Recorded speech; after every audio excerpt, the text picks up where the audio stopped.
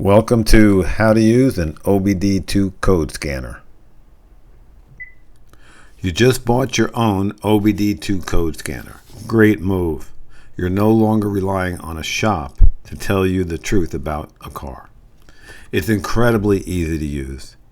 Here's how you do it in under 2 minutes. Locate the port under your driver's side dashboard. Plug the cable in. Turn your key to the on position. You don't need to start the engine, just make sure the dashboard lights are active. The scanner will wake up automatically. Press the main read button on the scanner. The scanner will talk to the car's brain and show you any error codes. If you see a code like P0420, don't panic, just write it down exactly how it appears. Scroll down the screen to see the description. Most scanners will tell you exactly which part is failing. Take a photo of the screen with your phone so you have it for later.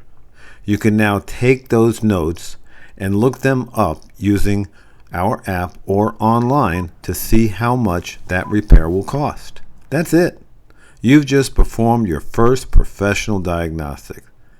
Now that you can read codes, you're ready for the next step, spotting a seller who's trying to hide them.